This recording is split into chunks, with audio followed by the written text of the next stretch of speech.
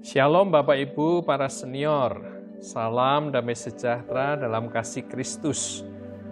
Tuhan itu baik, kasih setianya tetap untuk selama-lamanya. Bersama saya, Pendeta Wahyudi Rusli, mengajak kita merenungkan firman Tuhan yang saya beri judul Pengharapan di Masa Tua. Mari kita membaca ayat firman Tuhan yang diambil dari Mazmur 71 ayat 8 sampai 11 yang berbunyi sebagai berikut. Mulutku penuh dengan puji-pujian kepadamu, dengan penghormatan kepadamu sepanjang hari. Janganlah membuang aku pada masa tuaku. Janganlah meninggalkan aku apabila kekuatanku habis. Sebab musuh-musuhku berkata-kata tentang aku. Orang-orang yang mengincar nyawaku berunding bersama-sama dan berkata, Allah telah meninggalkan dia, kejar dan tangkaplah dia, sebab tidak ada yang melepaskan dia.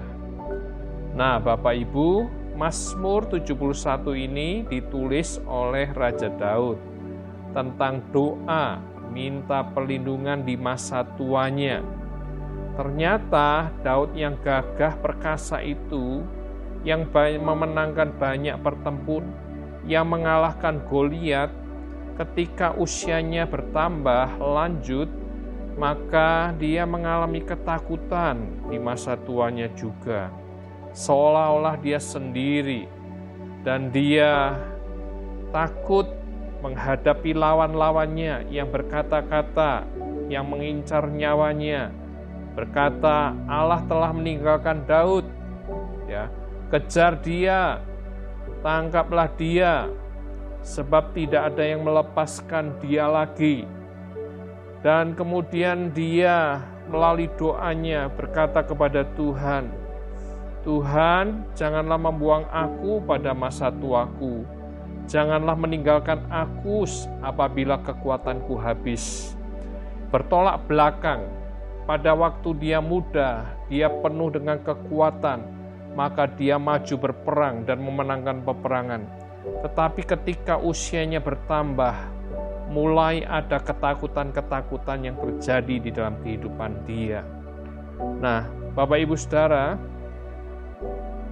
jika kita memperhatikan kehidupan, siklus kehidupan dari manusia, maka kita itu akan melewati kehidupan sebagai bayi dan kemudian menanjak menjadi anak, setelah itu menjadi remaja, menjadi dewasa, dan menjadi tua.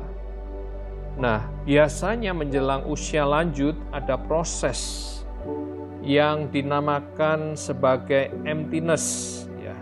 Jadi artinya sarang kosong. Apa yang dimaksud dengan sarang kosong? Anak-anak mulai beranjak dewasa, anak-anak mulai mandiri, anak-anak mulai bekerja dan mulai meninggalkan rumah, kemudian mereka menikah, ya, kemudian punya anak, keluar dari rumah yang ada. Jadi seolah-olah rumah yang ada yang besar itu, yang dulunya ramai, sekarang menjadi kosong karena tidak ada yang menempati, hanya tinggal berdua aja. Ini yang dinamakan sindrom emptiness, ya. Jadi tempat di mana kita berdiam sebagai orang tua hanya ditinggali oleh dua orang saja, suami dan istri, sedangkan anak-anak keluar dari rumah. Nah, setelah mengalami hal ini, ada juga yang kemudian mengalami masalah di dalam kehidupannya, pasangannya meninggal dan mengalami yang dinamakan kesepian, ya, sendirian. Nah, pada proses-proses yang ada ini seringkali kita di dalam usia yang lanjut merasa tidak ada yang peduli, merasa sendirian, merasa ketakutan, merasa tidak ada yang mulai tidak menghormati kita, dan ada banyak perasaan-perasaan. Dan kita pada akhirnya seperti Raja Daud, kita merasa ketakutan, Dan mungkin di dalam doa-doa kita bisa berkata kepada Tuhan, Tuhan, jangan tinggalkan aku di masa tuaku ini Tuhan. Jangan buang aku. Itulah yang terjadi dalam kehidupan ketika seseorang beranjak menjadi tua. Tetapi inilah yang kita bisa perhatikan bahwa apa yang dilakukan oleh Daud. Di dalam Mazmur 71 ayat 14-16 dia berkata demikian. Aku senantiasa mau berharap dan menambah puji-pujian kepadamu. Mulutku akan menceritakan keadilanmu dan keselamatan yang daripadamu sepanjang hari, sebab aku tidak dapat menghitungnya. Aku datang dengan keperkasaan Tuhan Allah, hendak memasyurkan hanya keadilanmu saja.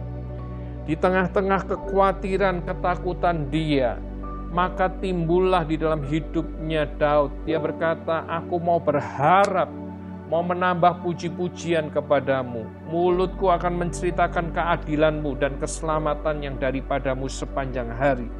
Apa yang kita bisa pelajari dari ayat ini? Daud menguatkan kepercayaannya kepada Tuhan. Dia memegang janji-janjinya Tuhan. Ini adalah keputusan pribadi, bukan keputusan orang lain. Kita menguatkan diri kita itu adalah keputusan kita untuk tetap percaya pegang janjinya Tuhan. Ada banyak janji yang Tuhan berikan bagi kita semua. Tuhan sekali-kali tidak pernah meninggalkan kita. Di dalam kehidupan kita, Tuhan selalu memperhatikan. Burung di udara Tuhan pelihara, apalagi kita. Ya, di tengah-tengah keputusasaan, Tuhan datang menolong kita. Sehingga kalau kita memperhatikan banyak di dalam kitab Alkitab, maka ada banyak janji Tuhan. Mari Om, Tante, Bapak, Ibu menguatkan kepercayaan kepada Tuhan lagi, ya. Tidak melihat apa yang terjadi, merasa sendiri, merasa ditinggal oleh anak-anak, hidup di dalam ketakutan, tetapi menguatkan kepercayaan kita kepada Allah. Allah itu ada, Allah Immanuel beserta dengan kita. Allah memperhatikan hidup kita, Allah menyertai hidup kita. Kita perlu membangun kepercayaan dalam hidup kita, membangun iman kita, sehingga pada akhirnya Daud kemudian berkata, aku tidak lupa akan berkat-berkat Tuhan. Aku datang dengan keperkasaan Tuhan Allah, hendak memasyurkan hanya keadilanmu saja. Daud tidak hanya menguatkan kepercayaannya kepada Tuhan, tetapi kemudian dia mulai menceritakan tentang pertolongan Tuhan di masa lalu.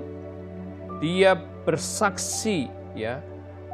Nah, dari sini kita bisa lihat dia mulai mempercayai Tuhan dan kemudian imannya bangkit dan kemudian dia bersaksi. Kata-kata itu bisa melemahkan atau menguatkan kita.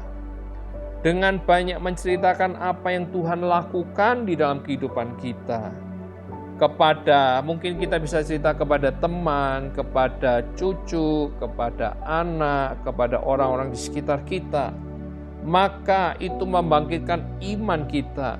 Selain membangkitkan mereka yang mendengarkan apa yang kita ceritakan tentang perbuatan baik Tuhan, maka cerita itu juga akan membangkitkan iman kita.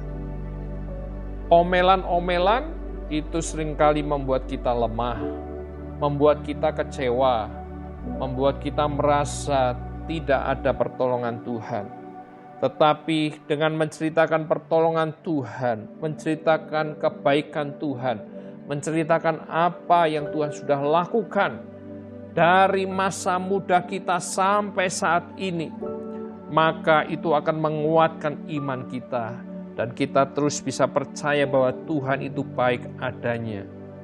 Kalau kita membandingkan kehidupan orang Israel yang sebenarnya Tuhan sudah tolong keluar dari tanah perbudakan di Mesir selama 400 tahun, dan akhirnya Tuhan membawa mereka kepada tempat yang banyak susu dan madunya, tanah Kanaan. Tetapi ketika dia mengalami masa-masa sulit di padang gurun, mereka banyak kali mengomel. Akhirnya mereka melupakan semua mujizat Tuhan, pertolongan Tuhan. Bukankah Tuhan yang dengan ajaib membawa mereka keluar dari perbudakan dengan banyak tanda-tanda mujizat? Bukankah Allah itu yang membuat laut itu terbelah sehingga mereka bisa melintasi laut itu? Bukankah Allah yang menyediakan air di tengah-tengah kehausan? Bukankah Allah yang menyediakan tiang awan, tiang api yang menuntun mereka? Ada banyak perbuatan tangan ajaib Tuhan, tetapi apa yang terjadi? Orang-orang Israel itu, mereka lupa akan kebaikan Tuhan. Dan mereka kecewa, sehingga pada akhirnya Tuhan marah dengan mereka. Sebagian besar orang-orang itu akhirnya tidak bisa masuk di dalam tanah Kanaan. Hanya Yosua dan Kaleb, mereka mempercayai Tuhan. Sebagai orang-orang yang lanjut usia, di tengah-tengah kondisi yang ada, jangan biarkan kesendirian, kesedihan, ketakutan itu membawa kita mulai meragukan Tuhan, mengomel dan banyak melakukan hal-hal yang tidak berguna. Tetapi mari seperti yang Daud lakukan. Dia berkata, aku mau berharap, aku mau menambah puji-pujianku, mulutku menceritakan keadilanmu dan keselamatan yang daripadamu sepanjang hari, sebab aku tidak dapat menghitungnya.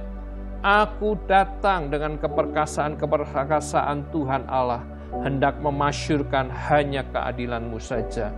Biarlah itu menjadi keputusan kita. Tuhan itu setia dengan janjinya.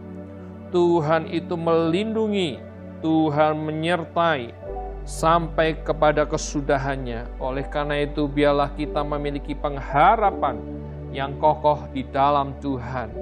Jangan biarkan usia yang bertambah itu membuat kita merasa takut, merasa sendiri. Karena kita punya Tuhan yang setia, yang pegang janjinya, dan Dia pasti akan menggenapi janjinya dalam kehidupan kita.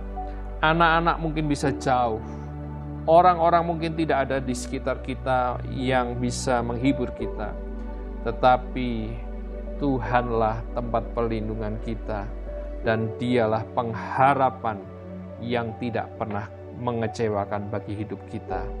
Selamat hidup di dalam pengharapan di usia yang lanjut, karena Tuhan itu mengasihi kita semua. Mari kita berdoa. Bapa kami yang di surga, anugerah Tuhan itu cukup bagi kami.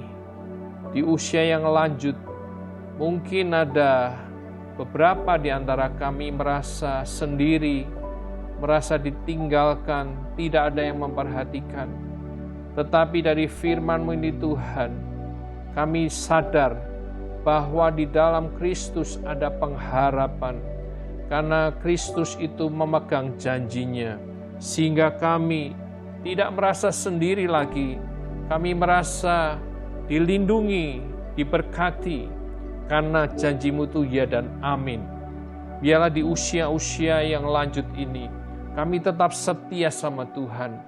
Bukan omelan yang keluar, tapi pengucapan syukur senantiasa. Engkau setia dengan janji-janji-Mu Tuhan. Terima kasih, kami bersyukur di tengah-tengah kondisi yang ada, kami tetap bisa mempercayai Tuhan. Dan biarlah pengharapan kami Tuhan tidak membuat kami ini mundur, tetapi kami tetap setia kepada Tuhan yang setia dengan janjinya. Kami bersyukur untuk campur tangan-Mu. Di dalam Tuhan Yesus, Engkau teguhkan setiap hati. Di dalam Tuhan Yesus kami berdoa. Haleluya. Amin. Haleluya.